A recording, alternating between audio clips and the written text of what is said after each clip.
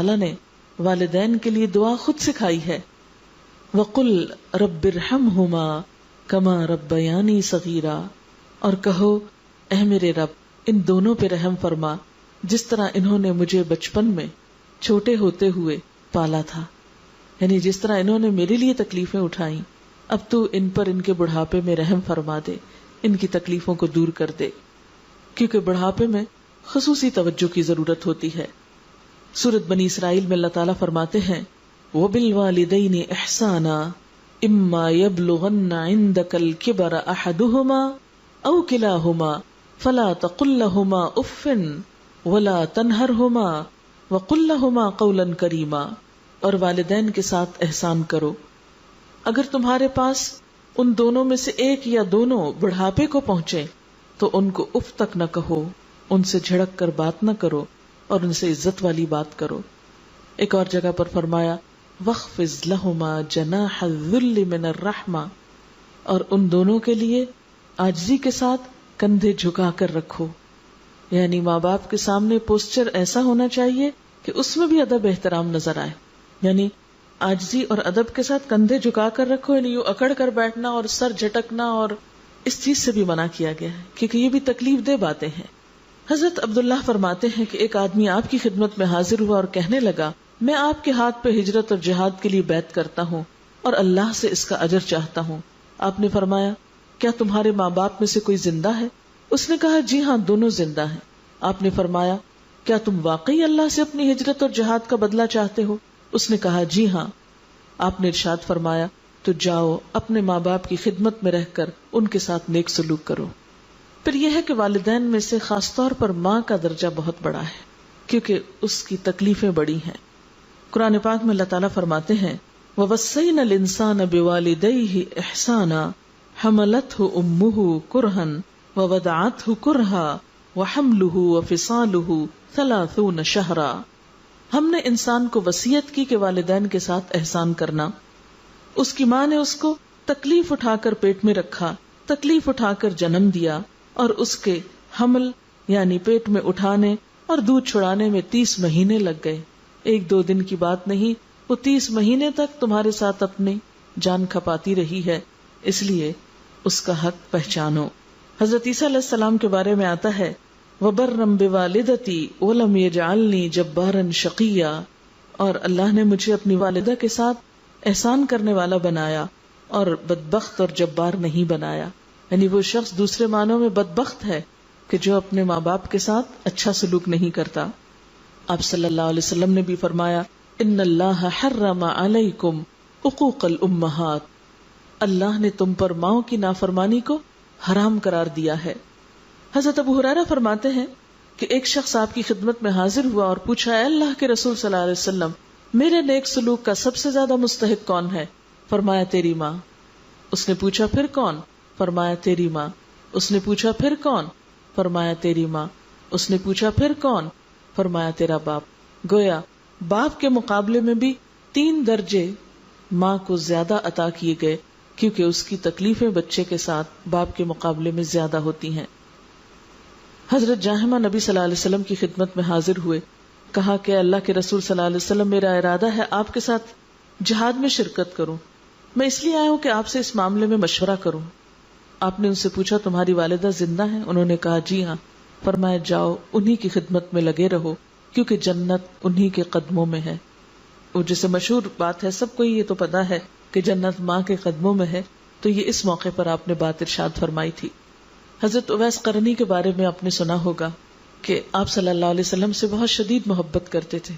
روایات میں آتا ہے کہ جب جنگ احد میں آپ کے دانت شہید ہوئے تھے تو انہوں نے وہاں اپنے دانت توڑ لیے تھے. صرف ایک دم خبر سنی اور برداشت نہ کر سکے کہ اللہ کے رسول صلی اللہ علیہ وسلم کا دانت شہید ہو گیا اور میں اس حال میں ہوں. آپ سے ملاقات کی بے پناہ تمنا تھی، لیکن آپ ہی کے حکم پر عمل کرتے ہوئے اپنی ماں کی خدمت میں رہے کیونکہ ماں بوڑھی تھی. ان کے بارے میں حضور صلی اللہ علیہ وسلم نے حضرت عمر سے کہا کہ اے عمر میرے بعد ایک ایسا شخص آئے گا، یعنی انہی کی طرف اشارہ کر کے کہا، تو جب وہ مدینہ میں آئے میرے بعد میں تو تم اس سے اپنے لیے دعا کو کہنا، یعنی اس سے اپنے لیے دعا کروانا، یعنی ایک نیک شخص ہوگا. ان کی نیکی کیا تھی کہ انہوں نے اپنے دل کے جذبات، یعنی آپ سوچئے ذرا اگر ہمیں پتہ چلے کہ کہیں حضور صلی اللہ علیہ وسلم آئے ہوئے ہیں یا ان کو ہم دیکھ سکتے ہیں تو کون پیچھے رہے گا ہم میں سے. گھر میں کوئی بھی کام ہو بس چھوڑ کے بھاگیں گے, کوئی بوڑھا ہو جوان ہو کچھ ہو. لیکن انہیں حضور صلی اللہ علیہ وسلم سے شدید محبت تھی, لیکن آپ کے حکم اور آپ کی اطاعت کا ایسا جذبہ تھا کہ آپ ہی کے حکم پر ماں کی خدمت میں لگے رہے اور آپ کی خدمت میں حاضر نہیں ہوئے, کیونکہ آپ کی خدمت میں حاضر ہونے والوں کو صحابی کا ٹائٹل ملتا تھا, وہ تابعی قرار پائے. ان کا علمی اعتبار سے کہ اس دنیا میں ایک درجہ کم ہوا, لیکن اللہ کے ہاں درجہ کم نہیں ہوا, کیونکہ ایک بہترین کام میں تھے. ان کو اپنا فریضہ حج ادا کرنے کا بھی بہت شوق تھا, لیکن ماں کی خدمت کی وجہ سے اس کے لیے بھی نہ جا سکے. جب ماں فوت ہو گئی تو حج ادا کیا. ماں باپ اگرچہ نان مسلمز بھی ہوں پھر بھی اچھا سلوک کرنا چاہیے, جیسا کہ قرآن پاک کی آیت میں آتا ہے کہ وصاحبہما فی الدنیا معروفا. اگر شرک کے لیے بھی کہتے ہیں تو شرک کی بات تو نہیں مانو, لیکن سلوک اچھا کرو. حضرت اسماء فرماتی ہے کہ آپ صلی اللہ علیہ وسلم کے عہد مبارک میں میری پاس میری والدہ آئیں. اس وقت وہ مشرکہ تھیں. میں نے نبی صلی اللہ علیہ وسلم سے عرض کیا کہ میرے پاس میری والدہ آئی ہیں اور وہ اسلام سے متنفر ہیں, وہ اسلام نہیں قبول کرنا چاہتی, کیا میں ان کے ساتھ اچھا سلوک کروں؟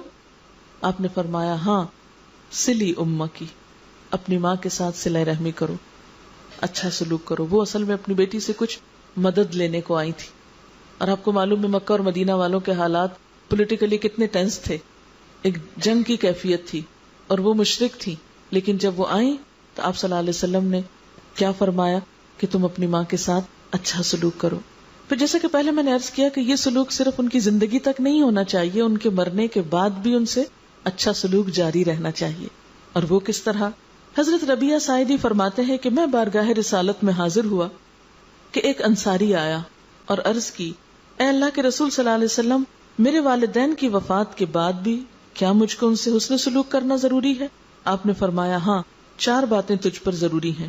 نمبر 1, ان کی نماز جنازہ ادا کرنا, یعنی اولاد اگر دور ہو گئی تو اس کو پہنچنے کی کوشش کرنی چاہیے کہ جنازہ پڑھ سکے, خاص طور پہ مردوں کے لیے, لڑکوں کے لیے. نمبر 2, ان کے لیے مغفرت کی دعا کرتے رہنا. نمبر 3, جو وعدہ انہوں نے کیا اس کو پورا کرنا.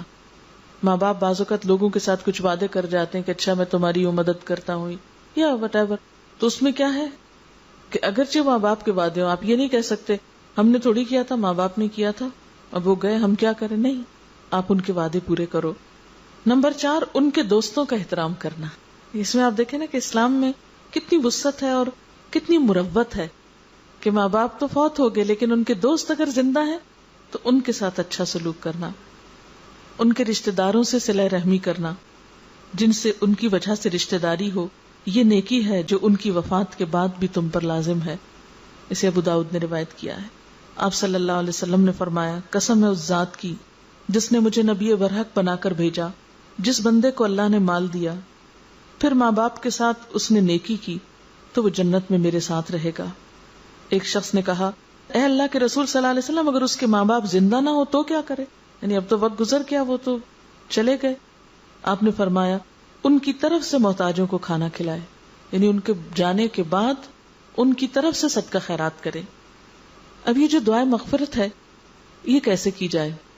دعائے مغفرت میں ایک تو ہر نماز کے آخر میں ہم دعا کرتے ہیں, رب اجعلنی مقیم الصلاۃ ومن ذریتی ربنا تقبل دعا ربنا اغفر لی ولوالدی وللمؤمنین یوم یقوم الحساب. یہ وہ دعائے مغفرت ہے جو ہر نمازی اپنے ماں باپ کے لیے کرتا ہے. اس لیے کتنا ضروری ہے نا ہم اپنے بچوں کو نمازی بنائیں, تاکہ جب ہم فوت ہو جائیں تو ویسے اگر وہ بھول بھی جائیں اپنے کام کاج میں, اپنی دنیا میں, تو کم از کم نمازوں میں تو ہم کو یاد کرتے رہیں, وہاں سے تو دعا آتی رہے. نبی صلی اللہ علیہ وسلم نے فرمایا, اگر کسی آدمی کے ماں باپ دونوں انتقال کر جائیں اور یہ ان کی زندگی میں نافرمان رہا, اور جب وہ مثلا فوت ہو گئے تو پھر اس کو احساس ہوا, یعنی حدیث کے الفاظ نہیں وضاحتی الفاظ ہیں, تو پھر فرمایا کہ تو برابر ان کے حق میں دعا کرتا رہے, ان کی بخشش کی استدعا کرتا رہے. اس آدمی کو اللہ تعالیٰ والدین کا فرما بردار قرار دے کر نافرمانی کے وبال سے بچا لیں گے. یعنی اگر کوئی بچہ زندگی میں نافرمان رہا, اسے احساس نہیں ہوا, کیونکہ بعضوں کا ایسا ہوتا ہے نا کہ ماں باپ ہوتے ہیں ہم فار گرانٹیڈ لیتے ہیں کہ جیسے یہ سب بہاریں ہمیشہ ہی رہیں گی, یہ سایہ دار درخت ہمیشہ ہمارے سر پر رہیں گے, اور ہم اپنے لاڈ پیار میں ان کو تنگ کرتے رہتے ہیں کہ ماں باپ ہی ہیں نا, اپنے ہیں, جو بھی چاہے کرے. لیکن جب وہ چلے جاتے ہیں اور زندگی کی دھوپ ہمیں ستانے لگتی ہے تو پھر ان کی قدر آتی ہے, پھر یاد آتے ہیں اس وقت پھر انسان کا دل چاہتا ہے کہ اب میں ان کے ساتھ کوئی بھلائی کروں، اب میں کس طرح کمپنسیٹ کروں ان ساری غلطیوں کو، زیادتیوں کو جو میں پہلے کر چکا ہوں. تو اس پر آپ نے کیا طریقہ بتایا کہ ان کے مرنے کے بعد برابر دعائے مغفرت کرتا رہے تو وہ اس کی اس نافرمانی کا ازالہ کرے گی. حضرت ابو ہریرہ سے روایت ہے، نبی صلی اللہ علیہ وسلم نے فرمایا جب آدمی مر جاتا ہے تو اس کے عمل کا ثواب ختم ہو جاتا ہے مگر 3 عملوں کا ثواب باقی رہتا ہے.